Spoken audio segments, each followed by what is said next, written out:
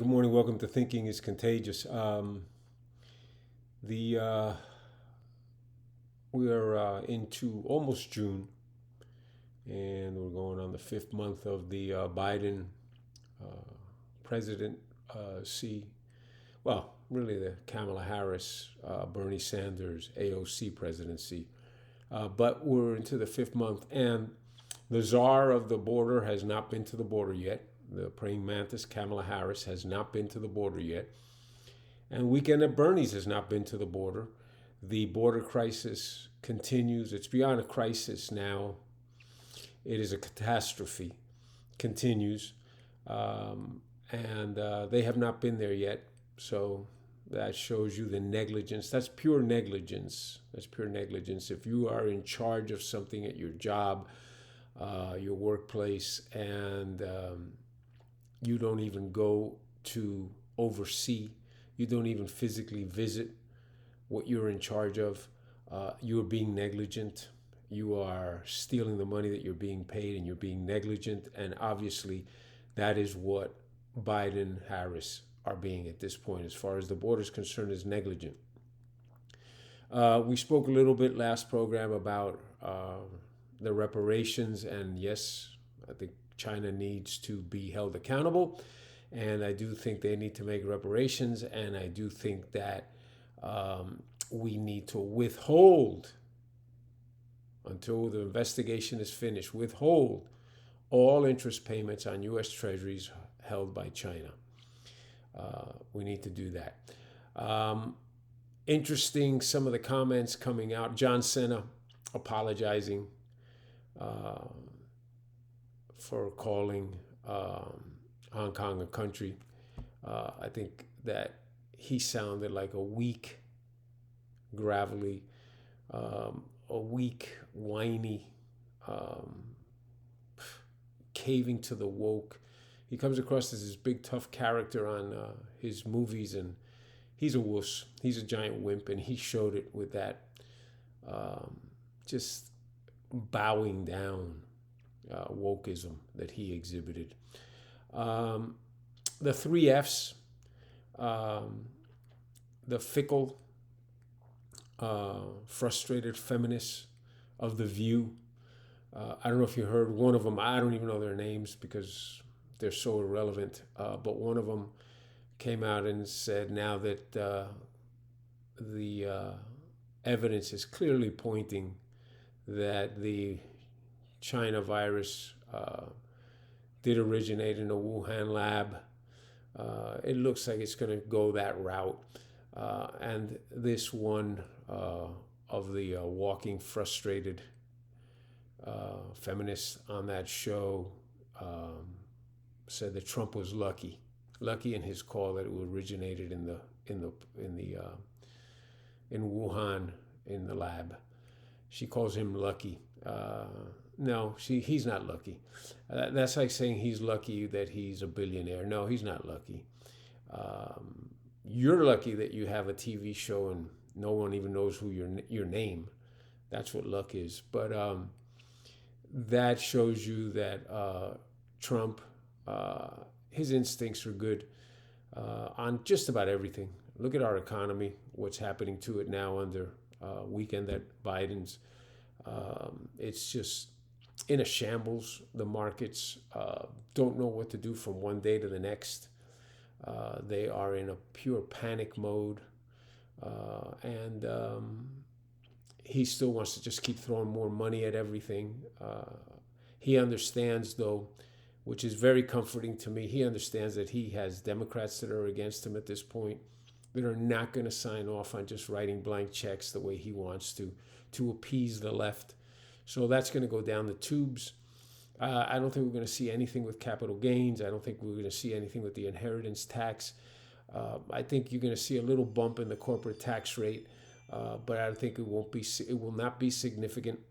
And I think that we're going to see a little bit more return to a bipartisan normalcy than has been the first 120 days of his dictatorship. Um, and his strong arming, trying to take the country so far left. But He's, like I told you, like we've always discussed, he's a puppet. I don't even think he knows. The only thing he knows is what flavor ice cream he orders when they ask him.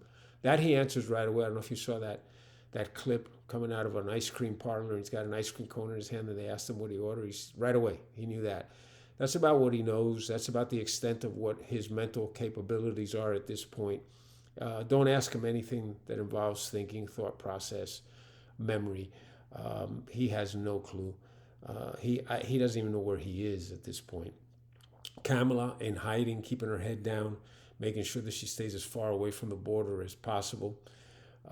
Let's go to the shootings. I think it's really incredible the way they're covered. The shipyard, or the rail yard, the rail yard shooting in California. That's front and center. Terrible tragedy, should have never happened. It is horrible. It is a shooting incident. It has nothing to do with guns. What best identifies it is the stories that don't get covered, and we know why they don't get covered. The 10-year-old killed in a road rage incident as two people chased down the car for cutting them off. And when they caught up to the car, they shot into the car, the mother and the daughter in the back seat. One bullet into the car, pierced the child through the head, killed her instantly. That doesn't get any coverage. That has nothing to do with guns. The incident here in Miami, Broward County actually, at the birthday party, the 3-year-old killed in a drive-by random shooting into the party participants. That gets no coverage. Those are the things that you need to look at. That's where you see clearly that this is not a gun issue. This is not a police issue. This is not a racism issue. Both those killings of children were black on black crime. You don't get any publicity on that. That's buried. That's buried. I wonder if Black Lives Matter at that point to the families of those poor kids that were innocently gunned down. But that doesn't get any coverage. You know why? Because that really puts a magnifying glass on what the problem is in this country. The problem in this country is not racism. This is not a racist country. There is no systemic racism in America. That cannot be proven that it exists, no matter how many lies the racist state. There is no systemic racism in this country. The proof is in everything that happens in this country. Go look at the border. People trying to get in. No one wants to get in if there's racism. No one wants to get in if there's lack of opportunity. No one wants to get in if there's not equality. No one wants to get in if there's not a probability or possibility of advancement, improvement, and financial gain. No one would be coming here if it wasn't for that. Who complains? The ones that are here. The ones that were born here. And the ones who say, instead of taking charge of their own lives, say, hey, government, hey, politician, hey, you do it. You do it for me. Yeah, don't worry. I'll vote for you. Just send me that check. I'll vote for you, and you take care of me. Let me go play my video games. Let me go watch my football. Let me go watch my basketball. Let me go watch my baseball. Let me go watch my sports. Let me go hang out. Let me go play my computer games. That's what is happening in this country. And you know what it's called? It's called a cultural issue. Because anyone who thinks that because they get cut off in traffic and as a result of road rage, it's okay to shoot into a car, that's culture. Anyone who thinks that they can go by because they have a vendetta against an adult, go to a party that he's attending, a kid's party that he's attending, and shoot into the crowd of the party, that's culture. 50 some odd injuries and 11 deaths last weekend in Chicago. That's culture. Double the crime rate in New York City. That's culture. Has nothing to do with racism. Bullet doesn't know the color of anyone. And by the way, look at the statistics. You may not like this. You can scream racist all you want. You may not like this. But the vast majority, and based on the percentage of the population that each segment makes up, the vast majority of gun crime in the United States of America overwhelmingly is black on black murder rate. The white The white deaths by gun rate is mostly suicide. I think it's 67 or 70% of whites that are killed with guns. It's suicide. The black suicide rate is half of that. So it's not a situation where you can say that it's self-inflicted. No. 13% of the population commits 60% of the homicides in this country. And the vast majority of those homicides are, again, as a result of culture, is a result of their actions, what they feel is acceptable behavior to put an end to a dispute, domestic, business, whatever it may be. The problem is culture. It's not guns. Wake up, Joe Biden. Wake up, AOC. Wake up, Pelosi. Wake up, far left, with your racist rants, because you are the racists. You are the very racist. You are the problem in this country that are perpetrating a lie. Go after what you need to go after, which is the culture that permits a gun to be the answer to a business dispute, a gun to be the answer to a domestic dispute. That's what you need to go after. But you know why you won't go after it? Because you need to keep as many votes as you possibly can. And unfortunately, the people that are committing most of the murders in this country are the ones that are voting for you. You may not like this. People may think that this is some type of rant. No, these are the facts. And if you don't like them, I'm very sorry that you don't like them, but disprove them. You can't, because they are the facts.